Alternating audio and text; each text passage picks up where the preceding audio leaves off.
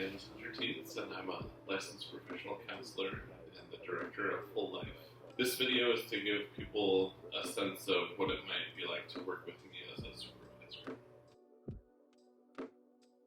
So the style I mostly practice in is accelerated experiential dynamic psychotherapy, and it is an adult attachment-based dynamic therapy. That means that part of the work is establishing a really strong therapeutic relationship, being able to process attachment wounds in that context, to help people kind of rework their internal working models of difficult scripts that maybe we grow up with, that I'm not lovable or not good enough, these kinds of things, to help people have a new experience of themselves in such a deep way that that way of thinking and being is transformed. So that's how I come to therapy. I come to supervision in a simpler way. One of the ways I talk about it is that I want people to be able to be whole people and doing effective work. We know that, like counseling, the therapeutic relationship is really important, and so to help people come to their own voice, really being genuine for who they are and finding the ways that they can connect with people around that. So one thing we try to do a fair amount of in supervision is share tape of our work. That seems to be one of the most effective ways to teach how to do this. As a beginning therapist, you don't know what you don't know and don't know what to ask and look for. And so in watching tape together with someone who's more experienced, they can point out, like, oh, that seemed like an opportunity to deepen that as a young therapist you might not catch. So it helps to have someone who can look at the work you're doing and see those moments, and then also to really notice the skills that you are doing, appreciate the way that you are attuned to them, and that you're kind of mirroring them. That might be feedback that would name the skill that's happening, so that you know what you're doing and can do more of the things that are working well. I know showing tape is a really vulnerable experience, and so partly I show tape of my own work to kind of hopefully make that more comfortable and safe, to teach about specific ideas in the therapy session. What do you do if you get stuck, or how do you help someone to really be with emotion they've been avoiding? And I think that way of learning is really helpful, that you get to see and get a sense of the feeling in the room. Tape is kind of as close as we can get. I think over the course of your licensure process, it helps to have multiple supervisors. People have different experiences and different expertise and things like that. It's good to get exposed to a few different perspectives on what therapy is.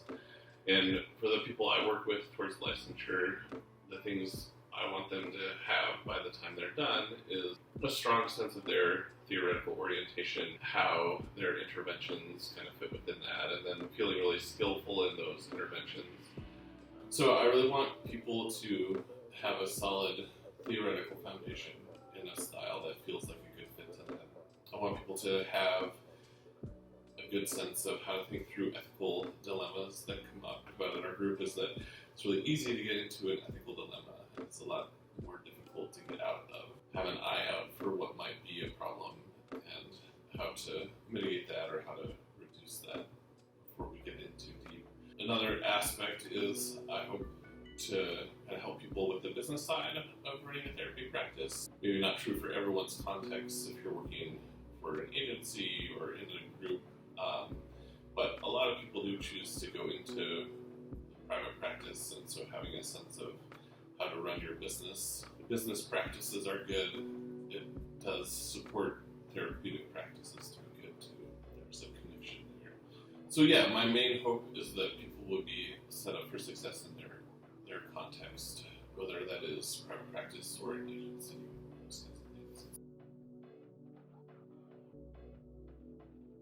At the beginning, we set our agenda.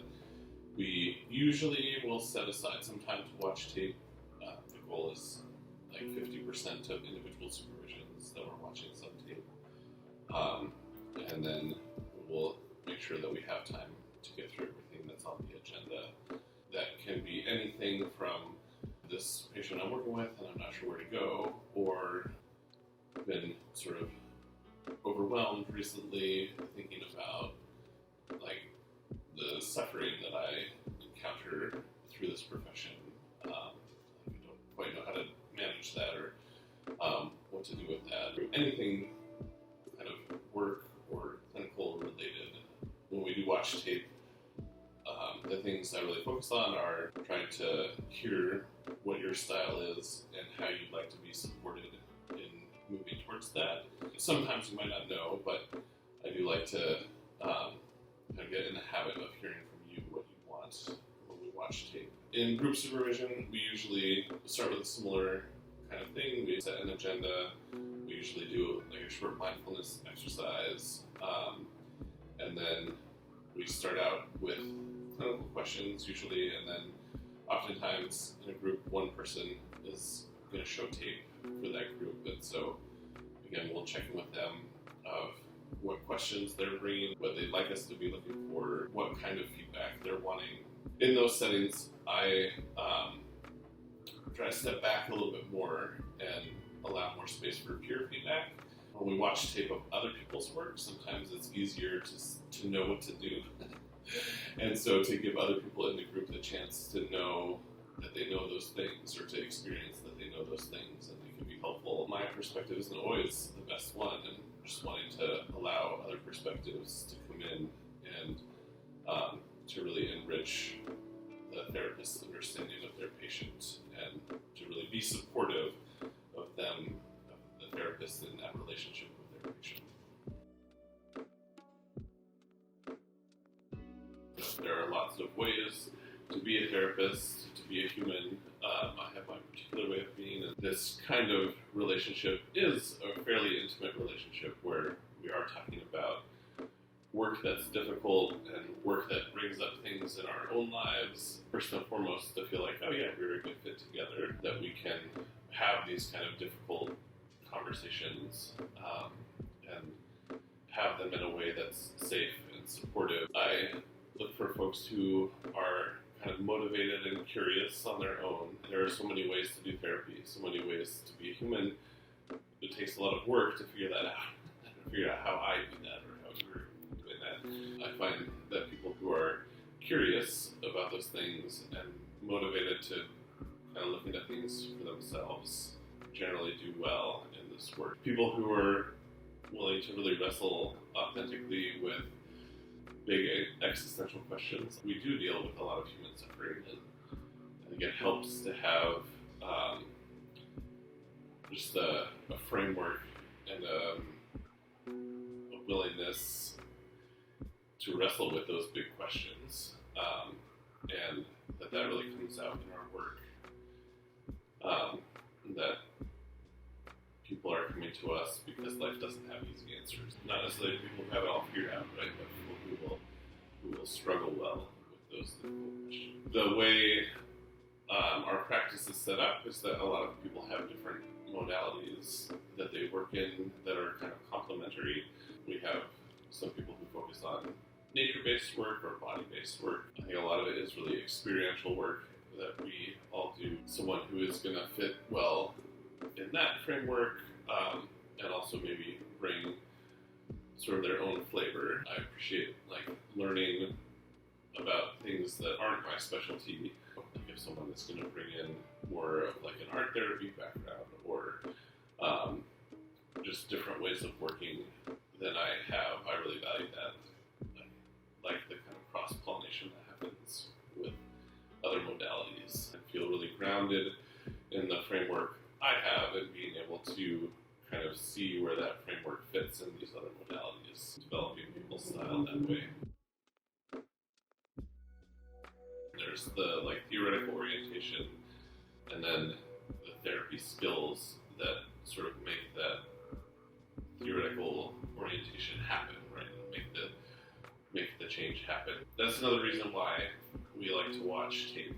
That sometimes, as a supervisor, I can do things in a session and show tape of that session that seem almost magical, right? Or like that seem really advanced. We can break those things down of, okay, like this is what I'm seeing, this is how I'm feeling inside, this is what I'm guessing is happening for the patient, this is how I'm seeing it in this bigger context of my work with them, and that's informing these choices I'm making.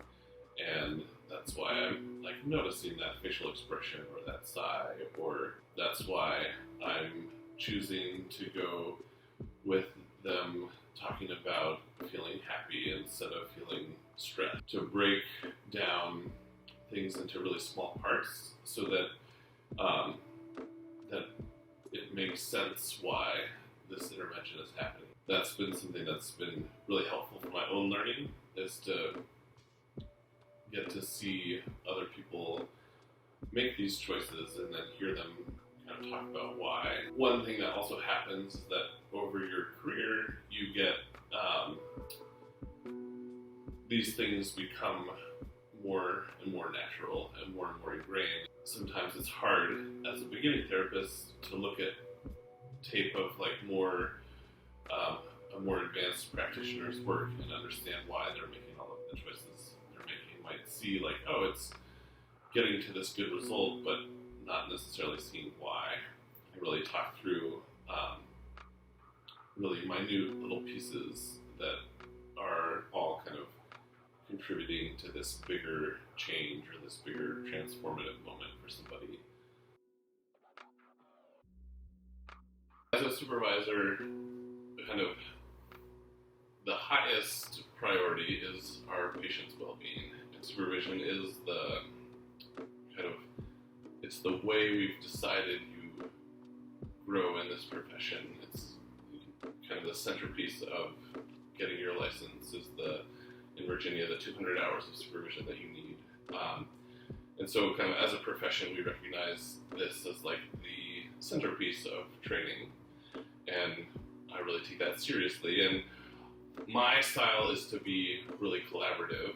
I want people to be able to find their voice as a therapist and to understand like how they implement this particular model or how they blend these two models together in a way that feels really congruent with the way they see the world, kind of what meshes with their personality, those kinds of things. I'm always trying to help people find the right fit in their style. At the same time, be aware of my responsibility that I like to give people a lot of freedom, but then knowing that there are some situations around safety or things like that where I have to give really clear instructions. I like to give people a lot of space and freedom to develop and to be in the therapy in their own way, but then be really clear about what things have to happen. Sometimes we are working with people in crisis, and as a supervisor, I try to be especially available to supervisees in those times, hopefully providing a really solid structure that even though the situation is really uncomfortable, that it's clear what steps you have to take. Along with that, we often are talking about bigger existential questions, structural issues, like sometimes the lack of support or the difficulty in the mental health system. One thing I also really want people to feel free is like the safety to make mistakes. That's part of how we learn and grow, and we get these impressions from graduate school or past places of employment of like, oh, we should never do that. But it's actually things that are okay to do in certain contexts or if done in a certain way. And I think about in that vein is self-disclosure. And AADP is in some ways a more self-disclosing style. So sometimes people will do things that maybe feel like mistakes or they've been told not to do in the past. We can sort of reframe in a new way and understand if that's true or not, but also find ways to make it beneficial in the therapeutic relationship. So one thing I hope is coming through is it's a really delightful experience for me to supervise people. I really enjoy that. If you think you would want to work with me, if we'd be